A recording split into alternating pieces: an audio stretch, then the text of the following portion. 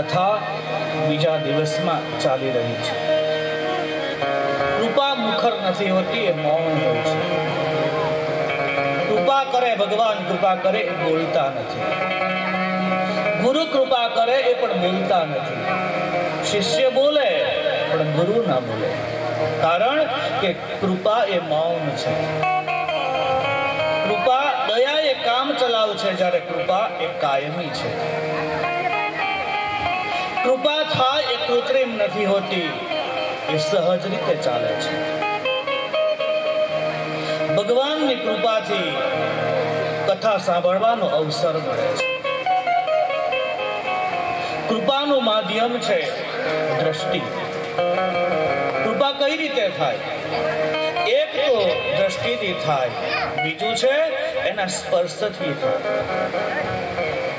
ભગવાન કૃપા કરે છે મારા ને તમારા ઉપર. એ આપણને જુએ છે, આપણે એને જોઈ નથી શકતા. એનું કારણ કે આપણી પાસે દ્રષ્ટિ નથી. ગઈકાલે પણ કહેવાયું, ગઈકાલનો પ્રસંગ, કે આંખમાં કઈ કચરું પડ્યું હોય તો આપણાથી એમ ન કહેવાય કે સામે મંદિર નથી. ઈશ્વર છે, પરમાત્મા છે, તો આપણે એને યાદ કરીએ છીએ. काबू में अपना मन नहीं, काबू में अपना मन नहीं तो ध्यान क्या करे, और आंखें न करे दीदार तो इसमें भगवान क्या करे. આપણી આંખ દીદારના દર્શન નથી કરી શકતી, એમાં ભગવાનનો વાંક નથી, આપણો વાંક છે. આપણી આંખ ઉપર અહંકારના ચશ્મા હોય, અભિમાનના ચશ્મા હોય તો આપણને દેખાતા નથી. ગંગાજીમાં સ્નાન કરવા આપણે જઈએ, હરિદ્વાર જઈએ, આપણે હરિદ્વાર પ્રયાગ જઈએ, સ્નાન કરવું છે, પણ શિયાળાની કડકડતી ઠંડી હોય, અથવા તો સ્નાન કરવા માટે જવું છે પણ આપણને ભયંકર શરદી થઈ હોય,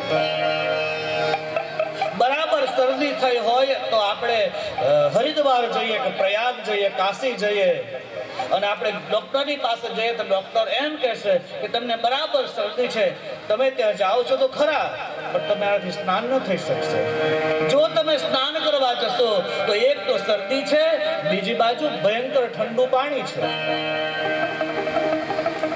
એક બાજુ ઠંડુ પાણી છે, એક બાજુ શરદી થઈ છે.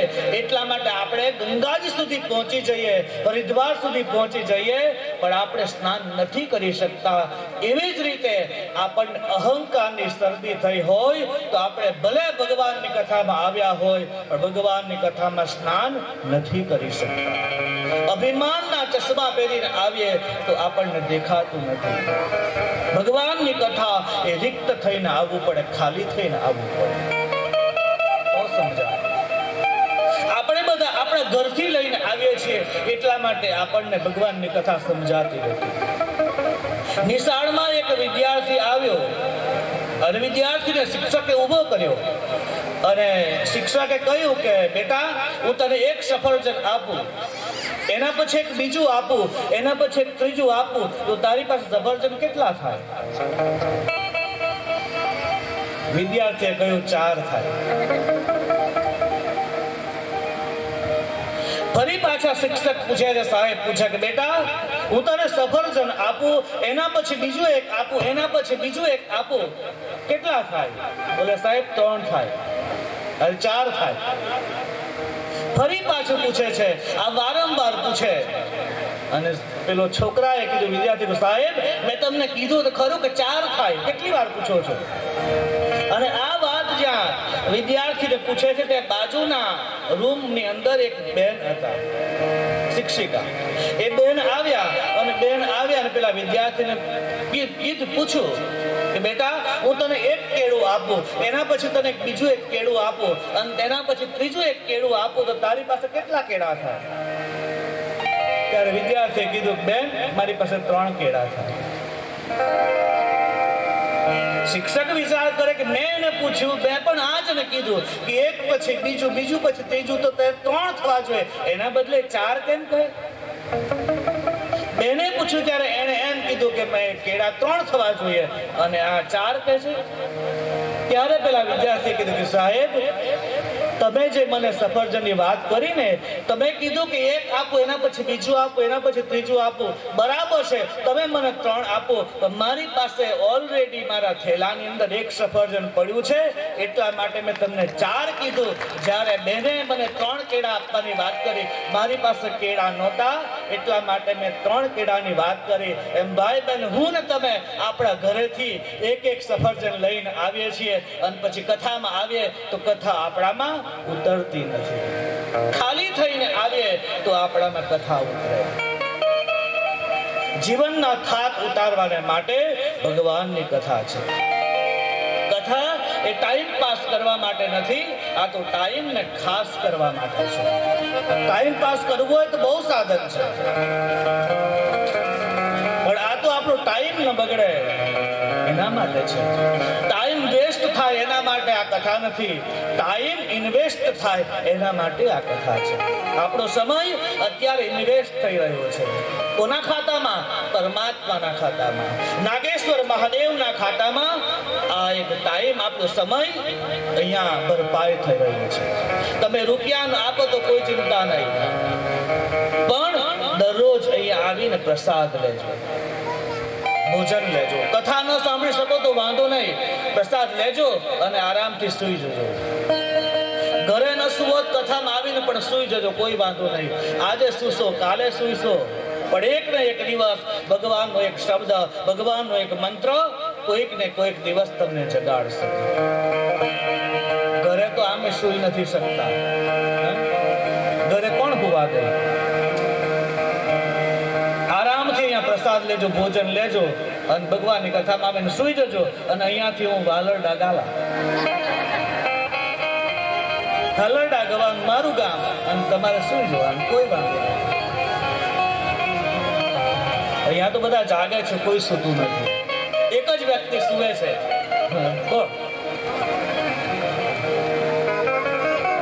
એ હું.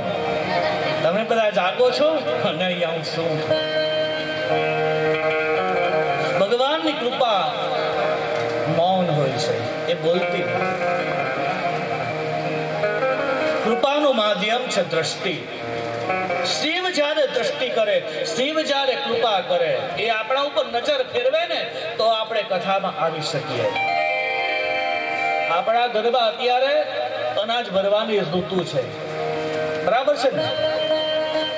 ઘઉં ભરે, જુવાર ભરે, ચોખા ભરે અને બીજું અથાણું ભરે, બરાબર?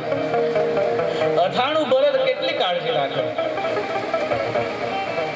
કેરી લાવે, કેરી કાપે, એને હળદર નાખે, મીઠું નાખે અને પછી કેવી સંતાડીને રાખે. કેમ? કોઈનો ઓરો પડી જાય, કોઈની દ્રષ્ટિ પડી જાય તો અથાણું બગડી જાય. અથાણું બગડે એની ચિંતા છે, પણ દીકરા દીકરી બગડે એની કોઈ ચિંતા નથી. અનાજ ભરવાની અત્યારે ઋતુ છે. જુવાર, ઘઉં ભરે ને તો ઘઉંને પેલા વણી કાઢે. ઘઉંને વણો ત્યારે ઘઉંમાંથી શું કાઢો? ઘઉંના દાણા કાઢીને નાખો કે એમાંથી કાંકરા કાઢીને નાખો? સુપડાની અંદર ઘઉં તમે વણો છો તો ઘઉંમાંથી તમે ઘઉંના દાણાને બહાર નથી કાઢતા, અંદરથી કાંકરાને બહાર કાઢો છો. કાંકરાને સુપડામાંથી કાઢી અને બહાર કાઢો. કેમ? કે ઘઉંને ચોખ્ખા કરો. એમ અત્યારે આ ભજનની ઋતુ છે, ભગવાનની કથા સાંભળવાનો. આ કથાને સાંભળ્યા પછી આખું વર્ષ આપણા માટે આ કથા ચાલશે.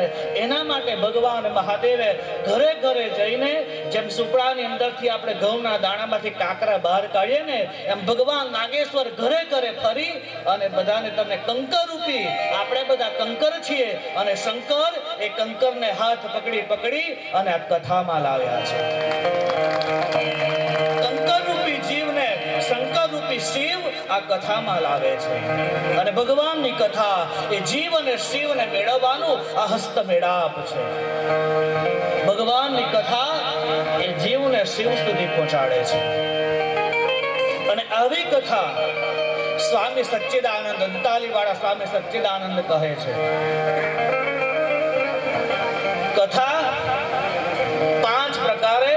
થવી જોઈએ. કોઈ પણ કથા હોય, કોઈ પણ સત્સંગ હોય. હવે આપણામાંથી આ કયું લાગુ પડે વિચાર કરજો. આ તો મહાદેવનું આયોજન છે, આ વ્યક્તિનું આયોજન નથી. આ સમષ્ટિનું આયોજન છે, આ પ્રકૃતિનું આયોજન છે. દંતાલીવાળા સ્વામીજી કહે છે કોઈ પણ સત્સંગ હોય, કોઈ પણ કથા હોય, એ અર્થ પ્રાપ્તિ માટે ન થવી જોઈએ. અર્થ પ્રાપ્તિ એટલે પૈસા. હવે આપણું અહીંયા પ્રયોજન છે ભગવાનની કથાનું, અને ઉપર હેડિંગ માર્યું છે કે મહાદેવના લાભાર્થે. આ એક વ્યક્તિને માટે નથી, વ્યક્તિ વિશેષ માટે આ આયોજન નથી. આ તો પ્રકૃતિને માટે છે, મહાદેવને માટે છે. થોડા ઘણા પૈસા બચે તો કંઈક મંદિરમાં કામ લાગે. અર્થ પ્રાપ્તિ માટે સત્સંગ ન હોવો જોઈએ. પૈસા ભેગા કરવા માટે રૂપિયાની પાછળ દોડ મૂકે એ કથા ન હોવી જોઈએ. પણ સત્કાર્ય હોય, કંઈક શાળાને માટે, કોલેજને માટે, દવાખાનાને માટે, મંદિરને માટે, ગૌશાળાને માટે અને ક્ષેત્રને માટે આવું આયોજન થાય તો મહાદેવ રાજી થાય છે. એ કારણ કે એની અંદર બધા જ આહુતિ આપે છે. આ 9 દિવસ સુધી આપણે ભોજન કરાવીએ છીએ, એ આમ એકલા માણસનું કામ નથી. વિચાર કરો ભાઈ બહેન, અત્યારે તમે કઈ કઈ આપો છો અને દાનના રૂપમાં, તો એક એક અન્ન, એક એક દાણો એ કેટલા વ્યક્તિના પેટની અંદર જશે. અને આપણે શાસ્ત્રકારોએ સ્તુતિ, ભગવતી સ્તુતિ કહે છે, અન્ન એટલે બ્રહ્મ છે. માત્ર અન્ન એટલે અનાજ નથી. આ તો મહાદેવનો પ્રસાદ છે. અને અહીંયા જે પ્રસાદ થાય છે ને, એ પ્રસાદ અન્નના રૂપમાં નથી, એ તો બ્રહ્મના રૂપમાં છે. આ જે ડીશની અંદર પ્રસાદ પીરસાય છે, એ અન્ન નથી પીરસાતું, એ બ્રહ્મ પીરસાય છે. જઠરાગ્નિને તૃપ્ત કરે છે. પેટની જે અગ્નિ, દાવાનળ, પેટમાં જે જઠરાગ્નિ પ્રદીપ્ત થયો છે, એને એ શાંત કરે છે.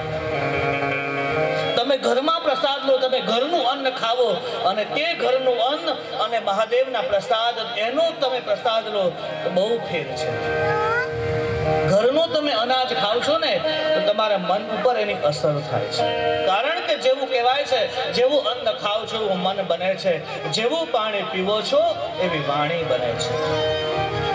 અન્નની અસર છે. જેવું તેવું ખવાય નહીં, જેમ તેમ ખવાય નહીં. પ્રસાદે સર્વ દુઃખાનામ હાનિરશ્યોપજાયતે. ભગવાનનો પ્રસાદ તમે આરોગો, બધા જ દુઃખોનું એ શમન કરે છે. અત્યારે તો માહોલ છે એવો. પહેલાના સમયમાં લોકો ઘરમાં ખાતા અને લોટો લઈને બહાર જતા. બરાબર ને?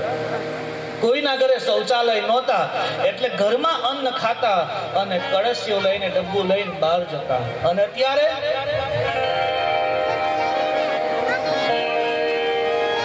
ઘરમાં તો રાંધવાનું તો આવતું જ નથી. કારણ કે મોબાઈલમાંથી ટાઈમ મળે તો ને.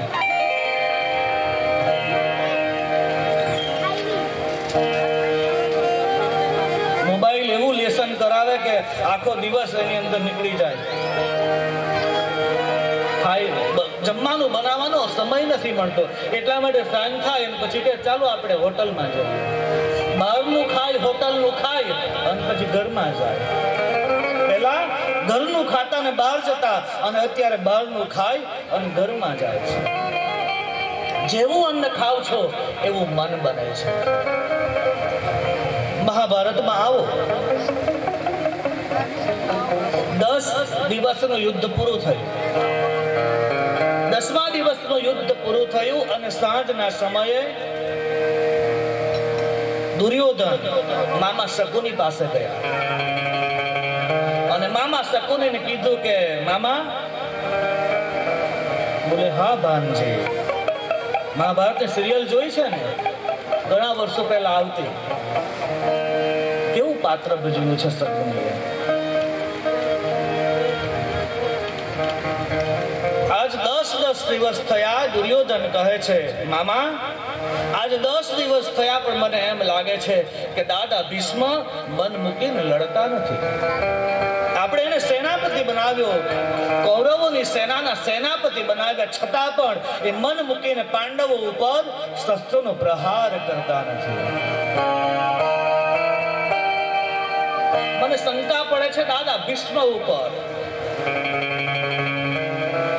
અને એને મામા શકુનીએ ઉપાય બતાવ્યો. એને કહ્યું કે હું જેમ કહું એ પ્રમાણે તારે કરવાનું. અને 10મા દિવસનું યુદ્ધ પૂરું થયું અને રાત્રિના સમયે દાદા ભીષ્મ એ કુરુક્ષેત્રના મેદાનમાં કુટિયા બનાવેલી અને કુટિયાની અંદર નિવાસ કરે. સાંજે 8 વાગ્યાનો સમય થયો અને ભગવાનનું આરાધન કરે છે. ભગવાન વાસુદેવના મંત્રનો જાપ કરે. ઓમ નમો ભગવતે વાસુદેવાય, ઓમ નમો ભગવતે વાસુદેવાય. નેત્ર બંધ કરી અને પરમાત્માનું સુમિરન કરે છે. અને આ બાજુ દુર્યોધનને મામા ભીષ્મએ જે પ્રમાણે કહ્યું એ પ્રમાણે રાજ રસોડેથી એક સેનાપતિ સોનાના થાળની અંદર, સોનાના પાત્રમાં રાજ રસોડામાંથી અન્ન લાવે છે દાદા ભીષ્મને માટે. પ્રસાદ લઈને આવ્યો. દાદા ભીષ્મ જો આરોગ્ય એના માટે લાવ્યો છે. અને કહ્યું એ પ્રમાણે પેલો સેનાપતિ હાથમાં સોનાનો થાળ, સોનાની વાડકી, સોનાની ચમચી, સોનાનો ગ્લાસ, એની અંદર દાળ, ભાત, શાક, લાડુ, પૂરી, ભજીયા બધું મૂક્યું હતું. અને સેનાપતિ લઈને આવ્યો. દાદા ભીષ્મની જે કુટિયા છે એની બહાર દુર્યોધન ઊભો રહ્યો છે. દુર્યોધન ઊભો રહ્યો અને અહીંયા સેનાપતિ હાથમાં થાળ લઈને આવ્યો. ઉપરથી જે વસ્ત્ર હતું હટાવ્યું અને દુર્યોધને હાથથી એ ભાતની અંદર મુઠ્ઠી ભરી અને પોતાના મોઢામાં મૂકી છે. એક મુઠ્ઠી ભરીને પોતાના મોઢામાં મૂકી અને ફરી પાછા એ ભાત મોઢામાંથી હાથમાં લીધા અને પેલે થાળની અંદર નાખી દીધા. ભાતમાં નાખ્યા. સેનાપતિએ વસ્ત્ર ઢાંકી દીધું અને ગયા છે દાદાની પાસે. દાદા ભગવાનનું સુમિરન કરે. એની સામે પેલો થાળ મૂક્યો. દાદાનું સુમિરન પૂરું થયું. સમાધિમાંથી દાદા ભીષ્મ જાગે છે અને ભોજન કરવાની તૈયારી થઈ. વસ્ત્ર હટાવ્યું અને દાદા ભીષ્મએ હાથમાં કોળિયો લીધો છે અને મોઢામાં મૂક્યો. ત્યાં જ દાદા ભીષ્મની બુદ્ધિ બગડી અને એ જ સમયે કોળિયાને મૂક્યો અને દાદા ભીષ્મએ પ્રતિજ્ઞા જાહેર કરી, કાલ સવારે ક્યાં દાદા ભીષ્મ નહીં, ક્યાં તો પાંડવો નહીં. એક હાથની મુઠ્ઠી એ દુર્યોધનનું એઠું અન્ન ખાધું કે દાદા ભીષ્મની બુદ્ધિ બગડી છે. વિચાર કરો ભાઈ બેન, આપણે કેવું ખાઈએ છીએ, કેવા કેવા હાથનું ખાઈએ છીએ ખબર નથી. વાલ્મીકી રામાયણમાં મહારાજ દશરથ જો કદાચ માં કૌશલ્યા એના પિયર ગયા હોય ને તો મહારાજ દશરથ ઉપવાસ કરે છે, કોઈના હાથનું જમતા નથી. 5 દિવસ 15 દિવસ માં કૌશલ્યા ગયા હોય એ જમતા નથી. માં સુમિત્રાના હાથનું પણ એને ખાધું નથી. માં કૈકેયીના હાથનું પણ ખાધું નથી. કેમ કે અન્નની આ અસર છે. જેવું અન્ન ખાઈએ છે એવું મન બને છે. ભગવાનનો પ્રસાદ એ સર્વ દુઃખોનું શમન કરે છે. અર્થ પ્રાપ્તિ માટે કથા ન હોવી જોઈએ. મૂળ વાત ચાલે છે આપણી મૂળ ધારા સ્વામી સચ્ચિદાનંદ. લોક કલ્યાણ માટે ભગવત કથા એ સ્વીકાર્ય છે, પણ નિજ સ્વાર્થ માટે, પોતાના સ્વાર્થ માટે મરું પણ માગું નહીં, મરું પણ માગું નહીં, अपने तन के काज પણ પરમાર્થ કે કારણ મને ન આવે લાજ. પોતાના માટે નહીં, પણ સમાજને માટે માગવાની વાત આવે ને તો વ્યાસપીઠ ખુલ્લા હાથથી માગે છે. નાગેશ્વર મહાદેવને માટે જે કઈ અપાય એ આપતા જજો. લીધું હોય તો દીતા જજો, આપ્યું હોય તો આપતા જજો. આ વ્યાસપીઠને માટે નથી, મારે નથી તમારો કોટ જોઈતો, મારે તમારો નથી લોટ જોઈતો. તમારા ઘરે મારે લોટ લેવા નથી આવતો, નથી લોટ જોઈતો, નથી કોટ જોઈતો, નથી તમારો વોટ જોઈતો. મારે ક્યાં ચૂંટણીમાં ઉભું રહેવું છે? ચૂંટણીમાં ઉભો રહેવા જાઉં તો એક મત નહીં મળે. કોણ આપે? આપે મત આપવા જોઈએ ને ત્યાં કોઈ ઉભા નથી રહેવા દેતો. અત્યારે ચૂંટણી ગઈ ને તો મત આપવા ગયા, વોટ આપવા. સાંજે લગભગ 5-5:30 નો સમય હતો ને વોટ આપવા ગયો એટલે ત્યાં એક બેન હતા. અંદર ગયો એટલે બેને જોયું તો કે આ માણસ તો કઈ જુદો જ લાગે છે. બાજુમાં સાહેબ હતા, જે પોલિંગ ઓફિસર કે ખબર નહીં કોણ કહેવાય, એ સાહેબને કે આ માણસ તો કઈ જુદો જ લાગે છે. જુદો લાગતો હોય તો કાઢી મૂકો ને, હું કામ મત આપવા દો. એ બેનનું જે ઓળખપત્ર હતું ને, ઓળખપત્રમાં મેં નામ જોયું, એ બાજુના ગામના જ બેન, દોણજામાં ભણાવે, પણ એક ફ્રેમની અંદર મળી લીધા છે કે સાધુ હોય તો આવા જ હોય. સફેદ કપડા પહેર્યા હોય તો સાધુ ન કહેવાય, ભગવા પહેર્યા હોય ને એને જ સાધુ કહેવાય. આવું એક આમ ફ્રેમમાં મળી લીધું છે. એ બેન કે આ તો કોઈ જુદો જ માણસ લાગે. ત્યારે પેલા સાહેબે કીધું કે એક કામ કરો ને, એમનું ઓળખપત્ર માંગો, ઇલેક્શન કાર્ડ માંગો, આધાર કાર્ડ માંગો. હવે ન ઓળખતા હોય, હવે અંદર નામ તો જોયું, બધું તો જોયું, છતાં પણ, કારણ ગઈકાલે પણ મેં કહ્યું કે સત્તા, સંપત્તિ, શસ્ત્ર અને શાસ્ત્ર અધિકારીઓ એના હાથમાં આવે ને તો જ એ શોભે છે. ઘણા અધિકાર વગરના હાથમાં ખુરશી આવી ગઈ હોય ને બહુ તકલીફ પડે. વ્યાસ ગાદીનું પણ આવું છે. નથી દીઠી ભૂખને છતાં ભૂખ ઉપર બોલે. કોઈ દિવસ ઉપવાસ ન કર્યા હોય અને પછી કેવા ઉપવાસ ઉપર બોલે. નથી દીઠી કોઈ દી ભૂખને અને છતાં ભૂખ ઉપર બોલે. અનીતિમય ભર્યું જીવન પાછા નીતિ ઉપર બોલે. જેનું જીવન અનીતિમાં જતું હોય અને પાછા નીતિ ઉપર બોલે. અનીતિમય ભર્યું જીવન પાછા નીતિ ઉપર બોલે.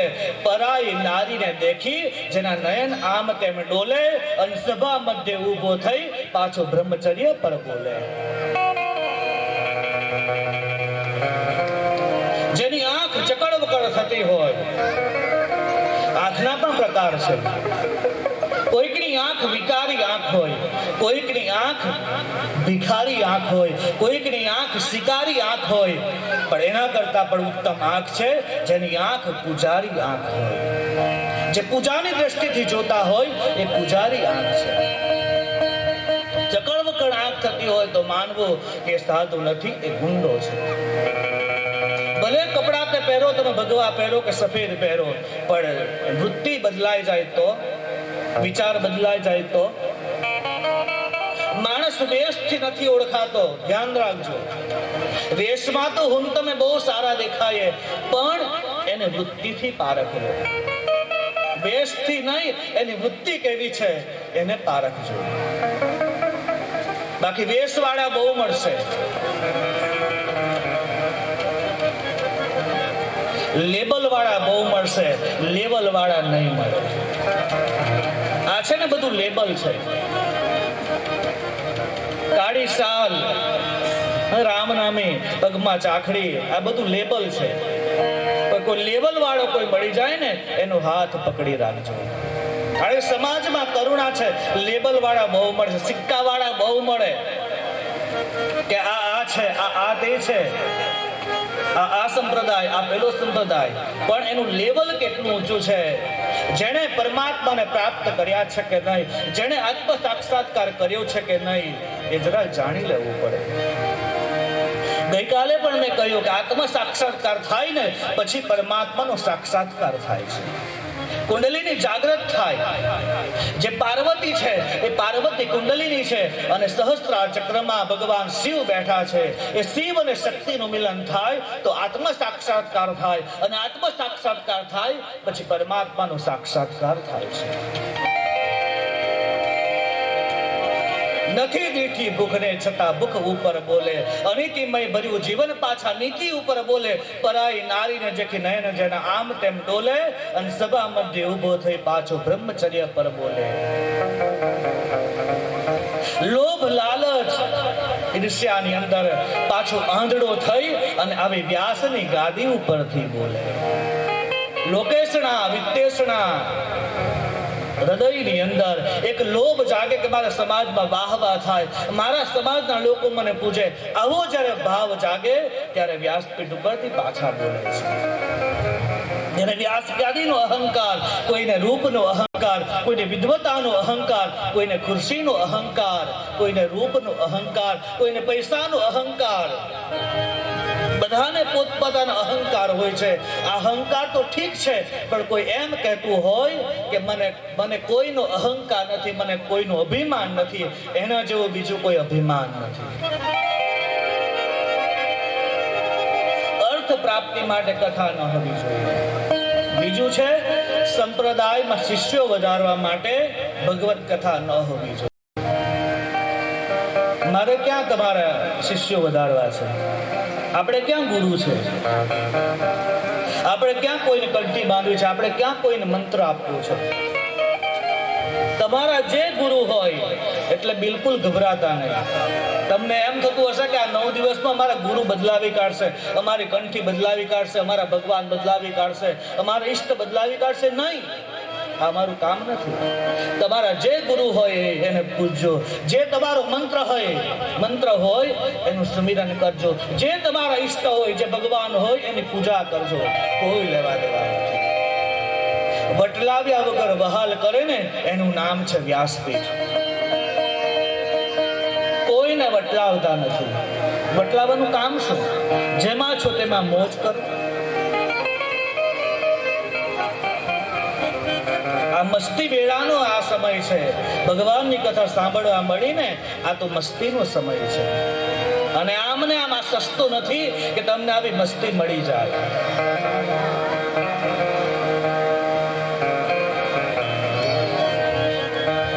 સંપ્રદાયમાં શિષ્યો વધારવા માટે સત્સંગ ન હોવો જોઈએ, કથા ન હોવી જોઈએ. ત્રીજું છે કર્તવ્ય ચૂકાવી દે એવી કથા ન હોવી જોઈએ.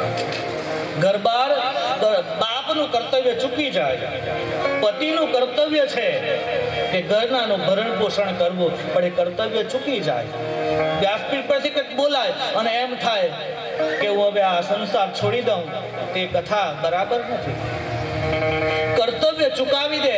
બાપનું કર્તવ્ય, પિતાનું કર્તવ્ય, પત્નીનું કર્તવ્ય, પુત્રનું કર્તવ્ય, પુત્રીનું કર્તવ્ય જે છે એ સમાજમાં નિભાવો. એના માટે સત્સંગ એ બરાબર છે, પણ કર્તવ્ય ચૂકાવી દે એ સત્સંગ બરાબર નથી, એ કથા બરાબર નથી.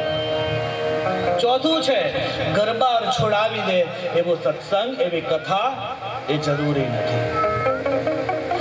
ઘરબાર છોડાવવા માટે ભગવાનની કથા નથી. સંસારમાં રહીને ભગવાનનું આરાધન કરીએ.